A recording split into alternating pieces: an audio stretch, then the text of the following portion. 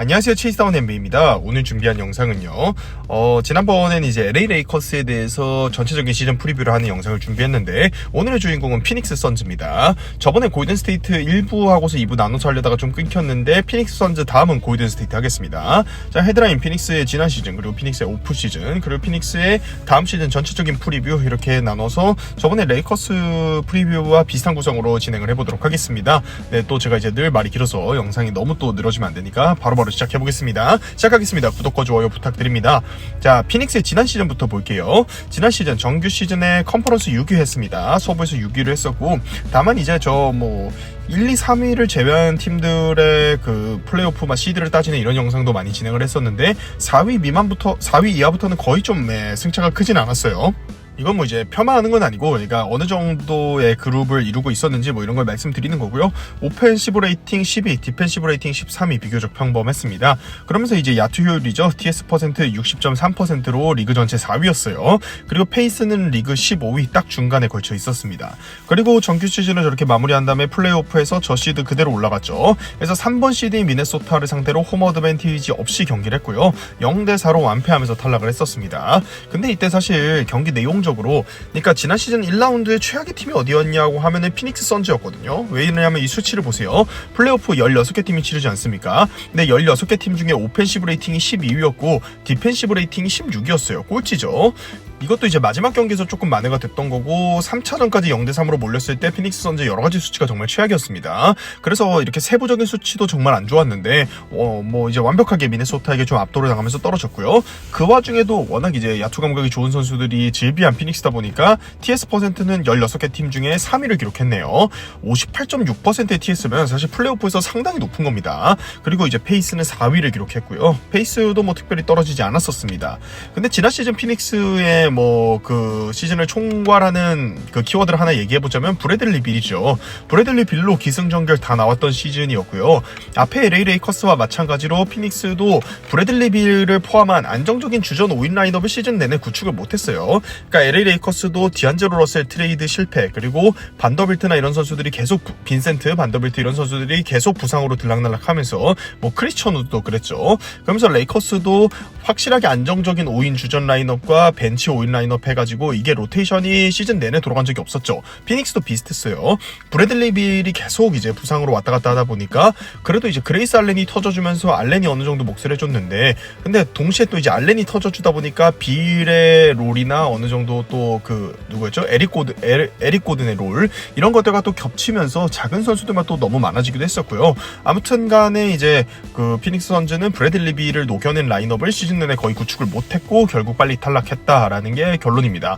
보겔 감독을 사실 선임을 했었는데, 보겔 감독을 데려왔던 이유가 아무래도 수비적으로 부족한 로스터다 보니까 수비 전술의 대가인 보겔 감독을 데려와서 수비적인 노림수를 좀 가지고 코칭 스텝을 선임을 했는데 이것도 통하지 않았습니다. 플레이오프에서 디펜시브 레이팅 꼴찌를 기록하면서 제일 빨리 탈락을 했고요. 사실 이제 피닉스는 앞에 레이커스랑은 좀 다른 게, 그러니까 지난 시즌에도 시즌 전부터 레이커스나 골든 스테이트는 하위 시드 정도 할 거다 이런 예측이 좀 많았는데, 피닉스 선즈는 사실 대부분의 언론이나 이제 유튜버들이나 아니면 전문가들의 예측에서 상위 시드 후보에 꼽혔던 팀이거든요. 그러니까 지난 시즌에 가장 이제 드라마틱하게 결과가 안 좋았던 팀 중에 하나가 피닉스 선즈였을 거예요. 왜 이게 더 비교가 되냐면, 사실 레이커스 같은 경우는 인시즌 토너먼트 우승하고 나서 디안젤로 러셀 트레이드 관련을 처리 못하면서 그때 이제 팀 분위기나 성적이 좀 나락을 갔었죠. 이것과 달리 피닉스 선즈의 프론트 오피스는 굉장히 유능하게 일처리를 했어요. 오프 시즌에도 좋았고 데드라인 때까지 좋았단 말이에요. 진짜 트레이드 할 만한 게 없는데 짜내가지고 어떻게든 보강을 성공시키고, 이러다 보니까 로스터적으로 피닉스 선즈 팬들의 기대치가 좀 있었는데 결과론적으로는 실패를 했다는 거죠. 로이스 오닐의 영입까지 성공한 거 이것도 진짜 트레이드 장관이었습니다. 다만 이제 영입에 있어서 아쉬웠던 부분, 근데 아쉽다는 거는 어차피 이제 에셋이 없어서 저런 좋은 선수를 데려오기 어려웠던 부분을 이해는 해야 되지만, 결과론적인 아쉬운 부분을 얘기하자면은 사이즈 좋은 빅윙의 영입에 실패했죠. 그래서 미네소타의 사이즈와 에너지 압도당한 게 컸었고요.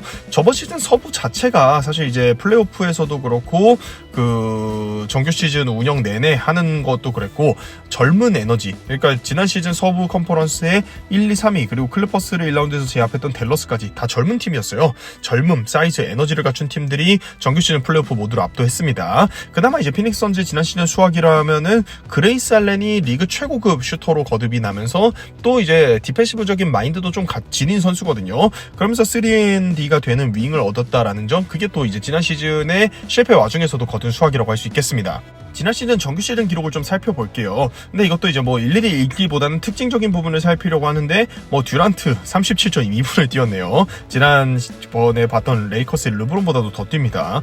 야, 진짜 듀란트 나이에 37.2분은 좀 너무하긴 했습니다. 그리고 데빈 부커 36분을 뛰었고요. 브래들리 빌 33.3분을 뛰었는데, 워싱턴 시절에는 사실 소년가장으로 꼽히면서 엄청나게 많이 뛰었던 선수인데, 지난 시즌에 여러 가지 부침 속에서 플레잉 타임도 많이 줄어들었습니다. 평균 득점도 득점왕을 이렇게 겨눴던 선수인데 20득점에도 실패를 했어요. 그리고 그레이스 알렌이 33.5분으로 오히려 브래들리 빌보다도 중용을 받았죠. 그만큼 그레이스 알렌의 감이 좋았고요. 에릭 고든도 27.8분을 뛰면서 플레잉 타임으로 끊었을 때 너키치보다 오히려 그레이스 알렌이나 고든의 플레잉 타임이 많았습니다. 스몰 라인업의 비중이 좀 높았죠.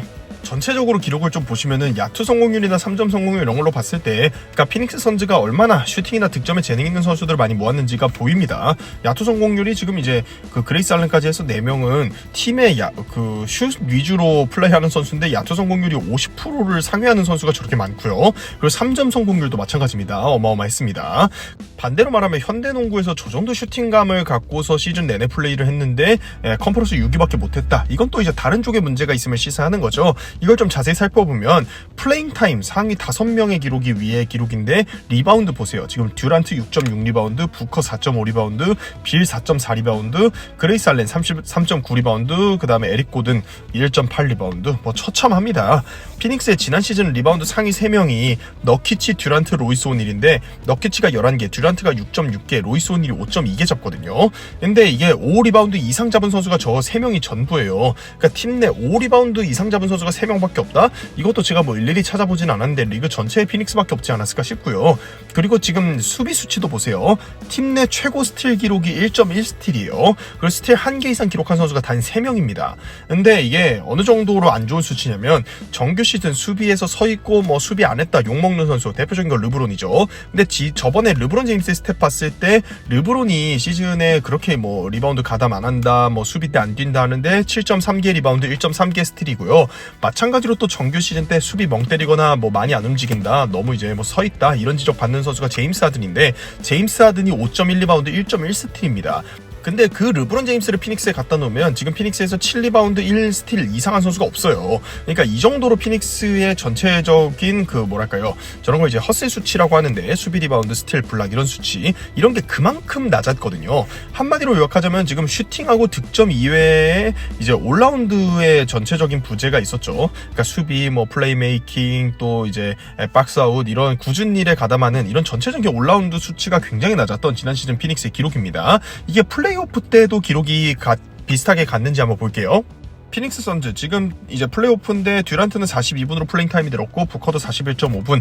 근데 사실 플레이오프고 팀이 0대4로 떨어지는 그런 안 좋은 상황이었음을 감안해보면은 뭐 42분, 41.5분 뛴 게 그렇게 뭐 혹사당한 건 아니에요. 플레이오프 때는 이렇게 뛰어도 돼요. 근데 정규 시즌이 좀 문제였죠. 그런데 이 기록에서도 마찬가지로 그레이스 알렌이 부상당해서 나갔기 때문에 듀란트, 부커, 빌, 고든 이 선수들이 중용을 받았는데, 그리고 또 이제 나머지 한 명을 꼽자면 너키치겠죠. 근데 너키치가 없었으면 그레이스 알렌을 쓰는 스몰 라인업, 그리고 볼볼도 투입하는 뭐 이런 게 더 많았을 것 같긴 합니다.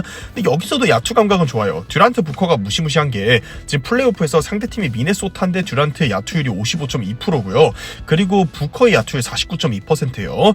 듀란트가 이제 플레이오프나 이런 데서 요즘 3점의 시도수가 좀 떨어지고 지나치게 미드레인지에 의존하는 이런 부분이 좀 아쉽긴 한데, 어쨌든 3개만을 시도했습니다만 플레이오프에서도 3점이 40%를 상회했어요. 그리고 이제 데빈 부커는 플레이오프 자유투 성공률은 95.1%에 육박했고요. 이게 이제 듀란트, 부커 듀오의 위력이라고 봐야죠. 플레이오프에서 미네소타 정도 되는 수비팀을 상대하는데 저 정도 야투 효율로 퍼부을 수 있는 선수, 퍼부을 수 있는 듀오가 리그에 거의 없을 겁니다. 근데 결국에는 뭐 브래들리 빌로 좀 무너졌었죠. 브래들리 빌이 38.5분을 뛰었는데 이 정도 시간을 소화한 그 네임드 빅3의 그 전체적인 볼륨 스탯을 보세요. 득점 16.5점, 리바운드 어시스트 4.5개, 턴오버 3.3개. 그러니까 우리 팀 빅3가 38.5분을 뛰었는데 16.5점에 4.5개 어시스트 기록하면서 턴오버 3개 이상 했다. 사실 못 이깁니다, 이러면. 그리고 이제 그레이스 알렌이 부상을 당해서 나갔을 때 대신해서 에릭 고든이 그레이스 알렌의 플레잉 타임만큼 부여받으면서 해줬어야 되는데, 고든도 보세요. 30분 가까이 뛰었는데 8점에 1.3개 어시스트 했습니다. 근데 지금 야투 32.1%, 3점은 41.2%로 좋았네요. 야, 근데 또 반대로 얘기하면 3점이 41.2%인데 야투가 32.1%가 찍히려면 야투 성공률은 2점, 3점 합쳐서 내거든요. 그러니까 3점이 41.2%라는 거는 2점 야투 성공이 20%대, 10%대였을 것 같은데, 야, 2점을 10%, 20%대로 던지는 선수가 30분을 뛰면은 마찬가지로 이것도 팀이 이기기 매우 어렵습니다. 그래서 이 피닉스의 스탯을 보면 레이커스와 상당히 이제 결이 비슷해요. 두 팀이 비슷하게 1대4, 0대4로 1라운드에서 탈락하기도 했지만, 이것도 보시면 지금 빅네임들의 볼륨 스탯이 별로 안 올라갔어요. 그러니까 레이커스에서도 제가 리브스 정도 빼면은 플레잉 타임이 플레이오프 때 늘어난 것만큼 볼륨 스탯의 향상을 보인 선수가 많이 없다. 그러니까 AD가 뭐 15개의 리바운드를 잡고 야투율이 좋았던 것 같지만, 그 플레이오프에서는 1, 2옵션의 득점 볼륨이 더 올라가야 된다 이런 얘기를 했었는데, 여기도 그래요. 듀란트가 42분 뛰었는데 평득이 27점이 안 돼요. 부커도 41.5분 뛰었는데 평득이 30점이 안 되거든요. 그러니까 1, 2옵션의 플레잉 타임을 늘려줬는데 효율이 괜찮은데도 득점 볼륨이 저 정도밖에 안 나왔다. 이거는 그러니까 구조적으로 어떤 문제가 있는 거죠. 그래서 이것도 이제 리바운드도 아까 정규 시즌의 수치에 이어서 5 리바운드 이상 올린 선수가 너키치, 듀란트 단 2명이에요. 그러니까 플레이오프 때는 한 6명, 7명 돌리잖아요. 그러니까 막 로테이션을 더 타이트하게 들어가서 선수들의 개개인의 플레잉 타임이 늘어났는데 5 리바운드 이상 기록한 선수는 정규 시즌에 3명이었다 2명으로 줄었어요. 그러면은 이제 생각해봤을 때 리바운드 집중력이 오히려 더 안 좋아졌다는 거죠. 선수들의 플레잉 타임은 늘어났는데 리바운드를 잡은 선수는 더 적어졌으니까요. 그러니까 전형적으로 이게 이제 그냥 스탯라인만 봐도 에이스들을 옆에서 못 도와주니까 에이스들이 뭐 수비도 해야 되고 리바운드도 해야 되고 이것저것 하다가 다 퍼져가지고 정작 득점을 못하는 뭐 이런 경기에 딱 양산형 경기가 나온 거죠. 여기서도 지금 스탯을 봤을 때 올라운드함이 부족해요. 리바운드, 뭐 수비, 플레이메이킹 이런 부분이죠. 어시스트, 리바운드, 그리고 뭐 스틸 수치 이런 것들이 죄다 낮습니다. 그래서 이런 올라운드함의 부재가 전체적인 로스터에서 드러났고, 보겔 감독이 사실 이런 라인업을 잘하지 않아요. 그러니까 레이커스의 보겔 감독을 봤을 때도 투빅 돌렸을 때 우승했습니다. 물론 이제 르브론이나 AD가 지금보다 훨씬 팔팔했지만요. 근데 그 투빅 해체하고 웨스트브룩을 데려오면서, 그러니까 투빅을 해체하고 웨스트브룩을 데려왔다기보다는 웨스트브룩을 데려온 첫 해에는 디조던이나 드와이트 하워드 같은 선수들이 5번으로 있었어요. 근데 이제 웨스트브룩을 쓰다 보니까 그 슈팅이 없는 5번을 쓰기가 어려워졌죠. 그래서 강제로 투빅을 해체를 했었는데, 투빅을 해체시켰던 보겔 감독의 위력 뭐 우리가 모두 봤습니다. 경질이었죠. 그러니까 프랭크 보겔 감독은 전형적으로 투빅을 하면서 림 프로텍팅을 시키고 상대에게 점퍼를 강요하는 수비 이런 거를 좋아하는 감독인데, 그런 감독이 좋아하는 라인업이 없죠. 지금 뭐 이제 그 림 프로텍팅을 할 만한 빅맨 전혀 없고요. 뭐 투빅은커녕 원빅도 힘들어보는 라인업을 구축을 하다 보니까 보겔 감독과 로스터의 구성이 많이 맞지 않았습니다. 자, 그래서 지난 시즌 피닉스에 대해서 얘기하자면 이러나 저러나 브래들리 빌의 부진이 컸고, 그 다음에 로스터적으로 봤을 때는 올 어라운드함, 수비나 플레이메이킹, 뭐 또 이제 골 및 림 프로텍팅, 그리고 수비에서 또 스틸 뭐 이런 것들을 거들어주는 선수가 많이 부족한 로스터였다. 이거를 이제 지난 시즌의 피닉스의 여러 가지 분석, 그걸 또 이제 반면 교사로 삼아서 이번 시즌에 잘하면 되겠죠. 그래서 이번 시즌, 오프 시즌 어떻게 보는지 한번 볼게요. 피닉스의 오프 시즌 평점은 개인적으로 B+ 정도는 줄 수 있을 것 같습니다. 뭐 엄청난 보강을 했냐 하면 그런 건 아닌데, 근데 피닉스가 워낙 없는 살림인데 그런 거 치고 정말 잘 짜냈어요. 저번에 레이커스는 사실 소식 자체가 거의 없었기 때문에 따로 이렇게 트윗 뭐 편집해와가지고 만들진 않았는데, 피닉스는 영입한 건들이 좀 있기 때문에 이것부터 개개인으로 보겠습니다. 피닉스는 일단 잡을 수 있는 1번, 미니멈으로 잡을 수 있는 1번급 중에 최대어 둘 다 잡았거든요. 몬테 모리스, 타이어스 조스 이 둘을 다 잡았습니다. 일단 이 선수들이 뭐 정규 시즌에 어떻게 쓰일지, 플레이오프에 어떻게 쓰일지, 듀란트, 부커, 그리고 빌과의 핏이 어떨지 이런 거 제치고 그냥 저 선수들 미니멈으로 데리고 있으면 하다못해 데드라인 때 트레이드 칩으로 쓰더라도 유용한 선수들이 되겠죠. 일단 좋은 계약이다라는 얘기를 할 수 있고요. 두 선수 모두 백업 1번으로는 굉장히 최상급으로 평가받는 선수들입니다. 둘 다 이제 백업 1번으로는 어느 정도의 볼륨도 가져갈 수 있고, 옆에 이제 에이스들이 있을 때는 보조해주는 1번으로서 굉장히 좋은 효율성을 보이고 있는 선수들, 뭐 이런 공통점이 좀 있는 선수들이죠. 그리고 클리퍼스로 트레이드 이후에는 사실 썩 폼이 좋진 않았어요. 플럼리죠. 그렇지만 그런 애매한 폼을 보여주긴 했지만, 어쨌든 지난 시즌 피닉스 선즈의 백업이 유뱅크스였는데 유뱅크스가 가끔 잘한 날이 좀 있었어요. 뭐 너키치 상대로 인상 깊었던 경기 이런 것도 좀 있긴 했는데, 어쨌든 뭐 전체적으로 만족스럽지 못했던 유뱅크스에서 플러스에서 플럼리이기 때문에 이건 일단 업그레이드라고 봐야 되지 않나 싶어요.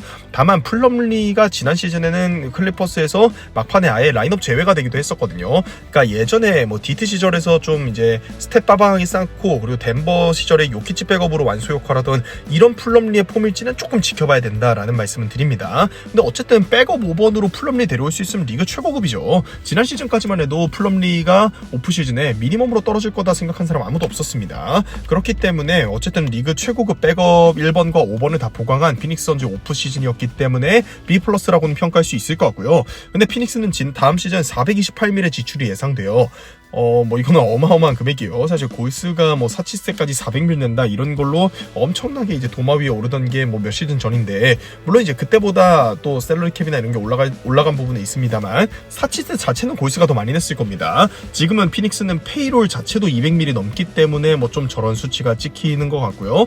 근데 뭐 어쨌든 골스가 그렇게 지출했던 급으로 지금 찍히는 건데, 근데 애매한 스탠스보단 이게 사실 나을 수 있어요. 골든 스테이트나 클리퍼스가 최근에는 셀러리 캡을 좀 비우고 내려갔는데 이 두 팀은 해볼 만큼 해봤고, 그러니까 골든 스테이트는 사실 이제 케빈 듀란트가 이적할 때 사인 앤 트레이드 셀러리로 디러셀을 받아왔고 그 디러셀을 위긴스로 바꿔오면서 거의 4맥스급 구성을 했었죠. 그럼 4맥스급 구성을 하면서 뭐 돈을 쓴 만큼 우승도 한번 하기도 했고 이제 해볼 만큼 하고 좀 내려왔으니까 탐승까지 내보내면서 내려왔고요. 그 외에는 이제 LA 클리퍼스인데 LA 클리퍼스도 카와이 레너드랑 폴 조지를 동시에 영입하면서 엄청난 돈을 썼던 해들이 있었어요. 근데 결국에는 폴 조지가 이번에 이제 FA로서 이적을 하게 하면서 클리퍼스가 사실 잡지 않았다고 좀 봐야죠. 뭐 어떤 포인트에서는 뭐 최후에 잡으려고 했다 이렇게 볼 수도 있겠습니다만, 그러니까 카와이 레너드 같은 선수는 일찌감치 연장 계약을 합의했잖아요. 그러니까 FA 시장까지 보겠다라는 거는 결국에는 너한테 줄 수 있는 맥스 금액을 주고 잡을 생각은 없다라고 이제 간을 좀 봤던 거거든요. 그러니까 클리퍼스도 어느 정도 이 구성에서 이 돈이 나가면서 계속 유지하는 게 뭐 큰 의미가 없다라는 판단을 했던 거고요. 그래서 이 두 팀 골든 스테이트와 클리퍼스는 해볼 만큼 해보고 2차 A 프로 아래로 앞으로 운영하기 위해서 내린 거고, 피닉스와 케빈 듀란트는 사실 피닉스가 듀란트를 트레이드 영입한 이후에 듀란트의 계약 기간으로 잡혔던 4년, 이 4년만큼은 우승에 올인하려고 했던 게 맞기 때문에 윈나우하는 게 맞다고 생각합니다. 다만 이것도 이제 조금 뭐 이견의 여진이 있는 게 428밀을 지금 지출하는데 피닉스가 엄청난 우승 후보로 꼽히고 있지는 않거든요. 그렇기 때문에 이번에도 해보고 안 되면 듀란트나 부커 트레이드 될 거다 뭐 이런 얘기까지 지금 있는 상황이긴 해요. 그러니까 피닉스가 윈나우에 힘을 주고 있는 건 맞지만 좀 불안한 윈나우다. 이번 시즌도 잘 안 풀렸을 때는 어떻게 될지 모른다라는 얘기를 할 수 있습니다. 듀란트나 부커 트레이드 될 수 있다. 이게 뭐 이제 제가 실시간으로 요즘 소식을 못 다뤄서 안타까운데 뭐 제 뇌피셜이나 어디 짜깁기 된 거 가져온 거 아니고, 저거 ESPN에서 워즈가 이번에 이제 그 은퇴를 선언했는데 워즈 기자가 은퇴하기 전에 방송에 나와서 워즈 뭐 그다음에 누구죠? 윈도우스트였나 아니면은 바비 막스였나 제가 기억이 안 나는데 워즈 기자가 나와서 얘기하던 뭐 그런 내용이었습니다. 그 정도로 이제 피닉스는 사실 이번 시즌이 마지막이지 않을까 하는 생각은 좀 들어요. 결과가 안 좋다면 이번 시즌이 마지막이 될 수도 있지 않나 하는 생각이 들어요. 자, 그 다음에 오프 시즌 평점을 또 매길 때 부데놀저 감독에 대한 얘기는 안 할 수가 없는데요. 부데놀저, 그리고 소위 말해 부데놀저 사단이라고 하죠. 근데 이 부데놀저 사단은 딱 특징이 사실 보여요. 왜 그러냐면 부데놀저 감독이 이제 애틀란타에서 감독직을 맡은 이후에 미러키까지 감독을 하면서 이 두 팀이 아주 공통적인 특징을 보였거든요. 그래서 굉장히 이제 특징을 추출하기에는 어렵지 않은 그런 감독이라 생각하는데, 정규 시즌 관리 그리고 드랍백 위주로 하는 그 수비 스킴을 짜서 정규 시즌을 굉장히 이제 운영을 잘하는 감독입니다. 드랍백으로 이제 수비를 안정적으로 하면서, 그러니까 이런 게 가끔 슈퍼핸들러에게 엄청 공략당하고 3점 두드러 맞고 이래서 지는 경기가 있긴 한데, 기본적인 승률 쌓아주고 표현이 뭐 좀 어울리지 않는데 양악이라고 하죠. 뭐 스포츠나 게임에서 많이 쓰는 용어니까 그냥 쓰겠습니다. 뭐 소위 말해 좀 이제 약한 상대들을 학살하는 그런 거 할 때는 저 드랍백 수비가 기본적으로 좋긴 합니다. 안정감이 있죠. 그래서 정규 시즌 승률을 잘 쌓는 감독이고, 반면에 사실 우승을 미러키에서 하긴 했는데 우승하기 직전까지도 진짜 많이 욕을 먹었던 감독이고, 애틀란타에서도 결국에는 플레이오프 성적 부진 때문에 잘렸던 사람이거든요. 클러치에서는 이제 미러키 시절을 생각하면 미들턴 고, 진짜 전략이 없이 미들턴 고, 그리고 상대 슈팅 소나기에는 대처가 안 돼서 상대가 계속 빵빵 터트리는데 이거 어떻게 된 거냐 뭐 이러다가 뒤늦게 시리즈 한 0대2로 끌려가 흘러가면 이제 교체하고 수비 선수 교체하고 뭐 이런 식으로 좀 이제 대처가 사실 빠른 인물은 아니었어요. 그래서 전반적으로 이 부데놀저에 대해 평가를 해보자면 정규 시즌 그리고 기본 시스템을 구축하는 데는 굉장히 이제 강점을 보이는 감독이고, 반면에 플레이오프, 클러치 뭐 그리고 이제 어떤 전체적인 시리즈에서 디테일한 조정 이런 것들은 늘 한 박자 늦거나 조금 이제 전술의 디테일이 아쉬운 부분이 보인다. 뭐 이 정도로 이제 현재까지 부데놀저 감독에 나온 평가를 정리할 수 있을 것 같습니다. 저는 그리고 이제 부데놀저 감독에 대해서 이번 시즌 좀 보고 싶은 게 어쨌든 이런 거 좀 있어요. 예를 들면은 프랭크 보겔 감독이 레이커스에서 최고 뭐 수비 지도자 이런 거 평가를 들을 때 4번 갈매기를 썼거든요. 그리고 부데놀저 감독이 미러키에서 마찬가지로 디펜시브 레이팅의 최상위 팀으로 이렇게 팀을 만들었을 때 그 물론 이제 브룩 로페즈 드랍백 수비 이것도 강력했습니다만 4번으로 야니스를 썼단 말이에요. 그러니까 4번으로 AD나 야니스 같은 선수를 쓰면서 수비를 못하기도 좀 어려워요. 그렇기 때문에 4번 갈매기가 없는 보겔 감독은 아까 이제 보시다시피 플레이오프 디펜시브 레이팅 꼴찌를 기록하면서 떨어졌거든요. 근데 4번 야니스가 없는 부데놀저 감독이 수비를 어느 정도 완성을 시킬 수 있을지 저는 이건 개인적으로 정말로 궁금합니다. 부데놀저 감독의 역량이 어떨지. 정규 시즌 관리야 사실 원래 하던 대로 로테이션 돌리고 잘하겠죠. 그렇기 때문에 정규 시즌 관리, 로테이션 운영 이런 거는 뭐 본인의 스타일적인 강점이 있는 거니까 잘할 텐데, 과연 이제 미러키에서 주루 할러데이, 미들턴, 야니스 이런 선수들 없이 수비를 어떻게 만들어갈지 이게 관건이 될 것 같습니다. 아니 브룩 로페즈가 또 미러키 수비 핵이 아니겠습니까? 라고 하시는 분들이 계실 수 있는데, 사실 근데 브룩 로페즈는 미러키 수비의 핵심인 건 맞는데 미러키에서 또 부데놀저 감독을 만나기 전까지는 사실 공격형 센터였거든요. 근데 수비형 센터로 조금 컨버전을 했죠. 그렇기 때문에 제가 말씀드리려는 게 너키치 정도 선수를 이제 또 너키치도 떡대가 좀 되지 않습니까? 프레임이 좋은데 저는 너키치도 부데놀저 감독의 지휘 아래서 브룩 로페즈가 컨버전한 것처럼 컨버전 시킬 수도 있어요. 그러니까 너키치를 약간 브룩 로페즈처럼 쓸 수 있다. 근데 4번 야니스 역할이 있는데 이거는 할 빅윙이 지금 피닉스에 없어 보이기 때문에 그거를 어떻게 만들어 나갈지를 지켜보시는 게 재밌을 것 같다라고 이제 제가 말씀을 드리는 겁니다. 어쨌든 이제 결론을 내면 피닉스는 지난 시즌 대비 로스터 자체는 플레이메이킹적인 부분, 몬테모리스랑 타이어스 존스가 들어왔기 때문에 좋아졌죠. 지난 시즌은 사실 1번이라고 볼 만한 선수가 없었습니다. 그리고 이제 백업 빅맨 부분에서도 좋아졌는데 나머지 부분은 뭐 거의 대동소이하거든요. 유동성, 그러니까 트레이드 유동성이 거의 없기 때문에 데드라인 때 뭐 큰 거 하기는 어렵습니다. 그래서 아마 이 로스터의 큰 골격에서 거의 그대로 진행이 좀 될 건데 어떨지 한번 지켜보시면 재밌으실 것 같습니다. 그래서 피닉스 선즈의 프리뷰를 이제 하고서 마무리하려고 하는데요. 프런트, 확실히 피닉스 선즈 프런트는 확실히 영리하고 기민해요. 기민하게 움직이고, 지난 시즌 문제가 팀의 올 어라운드함에 좀 부재다라는 제가 말씀을 드렸는데 그런 거에 따라서 플레이메이킹을 이제 보강을 시켰고, 그리고 윙 수비하고 이제 백업 빅맨 문제 이것까지 있었는데 이 중에서도 이제 백업 빅맨 문제는 보강이 됐죠. 다만 이제 윙은 문제 해결을 좀 못했습니다. 감독도 영입한 거 보면은 지금 감독 나와 있는 매물 중에서 최고의 매물로 꼽히던 부데놀저 감독을 바로 영입을 했거든요. 사실 프랭크 보겔 감독은 선임될 때부터 레이커스 팬들이 좀 비웃기도 했었고, 뭐 보겔이라고 해봐라 잘 되나 뭐 이런 얘기도 좀 있었고, 피닉스 선즈 팬들 사이에서도 뭐 반응이 그렇게 썩 좋지는 않았었습니다. 그런 카드였던 것에 반해 이번에 부데놀저 감독은 리그 지금 현재 감독 매물들 중에서 가장 안정적인 선택지를 선택을 했다라고 이제 평가를 할 수 있겠습니다. 백코트가 풍부해졌어요. 근데 사이즈는 오히려 더 작아졌거든요. 그러니까 지난 시즌 대비 플레잉 타임을 많이 받았던 선수가 에릭 고든인데 이 에릭 고든이 타이어스 존스나 몬테모리스로 사이즈가 더 작아졌단 말이에요. 에릭 고든은 거의 3번 사이즈의 선수죠. 가드지만 결국은 이제 케빈 듀란트가 이렇게 되면은 여전히 3, 4번 쪽에서 수비적인 부담, 에너지적인 부담을 많이 가져갈 텐데, 이러면은 듀란트가 수비나 에너지에 힘을 더 쏟을 수밖에 없을 것 같고요. 과연 이걸 이제 듀란트가 잘 할 수 있을지 지켜봐야죠. 그리고 타이어스 존스는 지금 1번으로 주전 1번으로 시즌을 출발하는 것에 대해서 약속을 받고 온 것 같습니다. 그렇기 때문에 일단 1번 타이어스 존스는 한동안은 그대로 갈 것 같다. 팀이 진짜 멸망하는 상황이 아니면은 약속한 거기 때문에 뭐 이렇게 갈 것 같다라는 생각을 합니다. 타이어스 존스 1번 얘기를 왜 했냐면 이제 라인업에 대한 얘기를 해야 되는데 로스터를 왜 저렇게 짰냐, 저게 말이 되냐, 너무 스몰 라인업 아니냐 이런 지적을 받을까봐 제가 먼저 좀 얘기를 한 거고요. 그러니까 지금 뭐 프리시즌에 하는 거 보면 라인업부터 타이어스 존스 그리고 부커, 빌, 듀란트, 너키치 이렇게 가는 것 같아요. 그리고 백업은 몬테모리스, 그레이스 알렌, 오코기, 로이스 오닐, 플럼리 이렇게 되겠죠. 지난 시즌에 볼볼 나왔을 때 되게 괜찮았던 것 같은데요 하실 수 있는데, 그러니까 볼볼이 로테이션에 들어갈 수 있죠. 다만 이번에 지금 이제 오콕이나 오닐 같은 선수들을 연 8밀짜리 계약을 주고 잡았어요. 그렇기 때문에 오콕이랑 오닐을 안 쓰고 볼볼을 먼저 쓸 거면은 볼볼 사실상 이제 오콕이나 오닐 중에 한 명이 10인 로테이션에도 못 들어가게 되는 건데 그러진 않을 것 같습니다. 자, 그래서 정규 시즌은 뭐 어떻게든 스몰 라인업으로 하겠지만 과연 이제 플레이오프에서 스몰 라인업과 윙의 비중이 올라갈 때 지금 윙을 많이 여전히 쓸 선수가 없다라는 게 약점으로 보이는데 어떻게 할지 한번 지켜봐야 될 것 같아요. 3, 4번 스팟에서 사실 지금 3, 4번 스팟으로 주전급인 선수가 여전히 듀란트 한 명이거든요. 알렌은 사실 3번 사이즈는 아니에요. 원래도 이제 2번이었고, 그리고 조시 오코기는 슛이 없고요. 로이스 오닐도 사이즈가 3, 4번 쪽에서 보기에 사실 은근히 작습니다. 2번에서 큰 선수와 매치업 때도 조금 작아 보일 때가 있어요. 역할적으로는 빅윙 역할을 하는 선수가 로이스 오닐이지만요.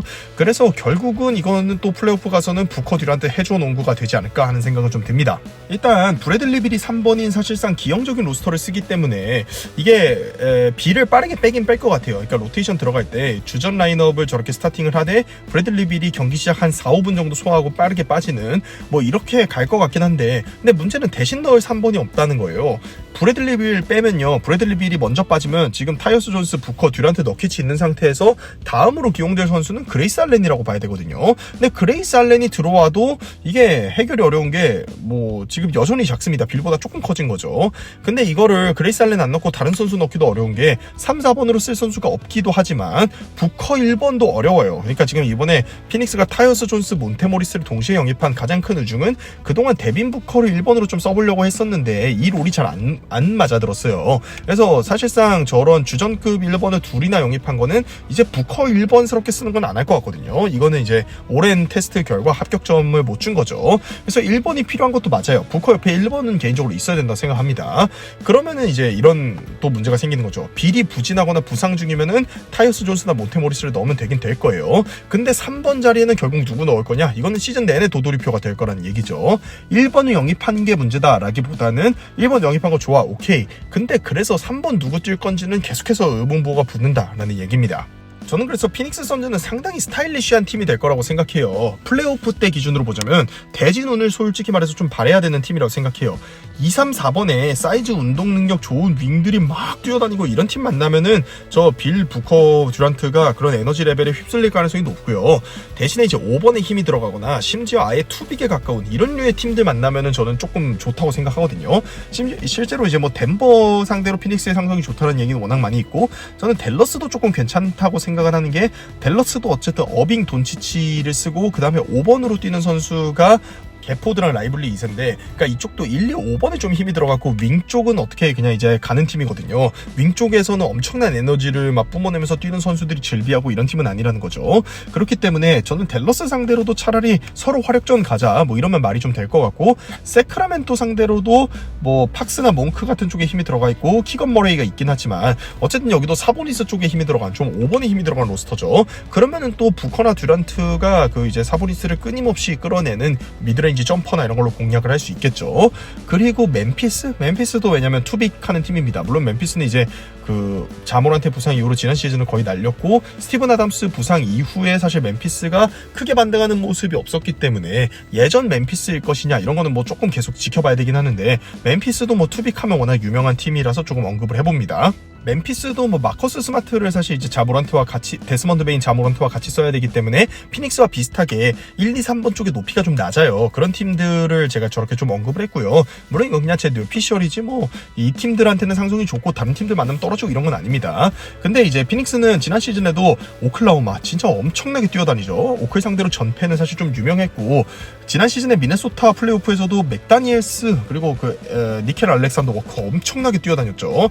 그리고 레이커스가 또 반더빌트 폼이 좋을 때 피닉스가 그때 인시즌 토너먼트 경기였던 것 같은데 1쿼터에만 턴오버 9개 했나 뭐 이런 경기가 좀 있었어요. 그러니까 맥다니엘스, 반더빌트 뭐 이런 길쭉길쭉한 윙들 뛰어다니고 이런 팀을 좀 피닉스는 피할 필요가 있습니다. 물론 레이커스가 반더빌트 부상 중이라면 피할 이유는 없겠지만요.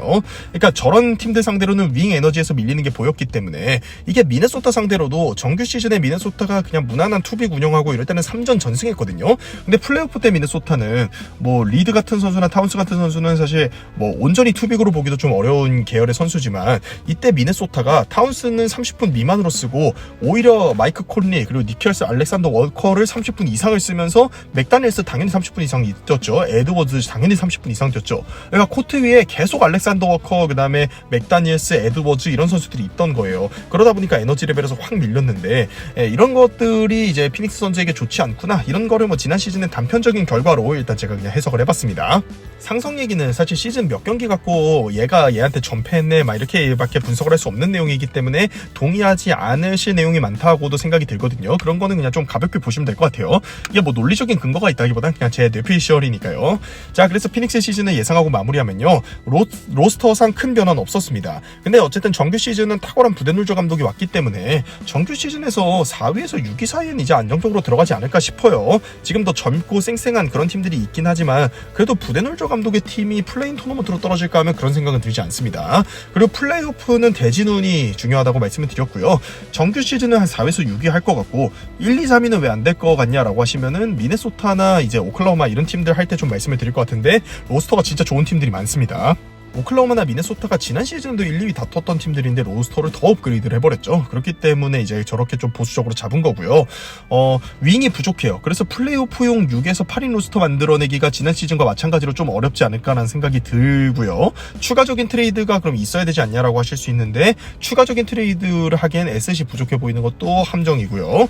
백코트는 리그에서 가장 강한 팀 중 하나가 됐는데 결국에는 이제 케빈 듀란트에게 좀 많은 부담이 가는 게 아닌가 싶습니다.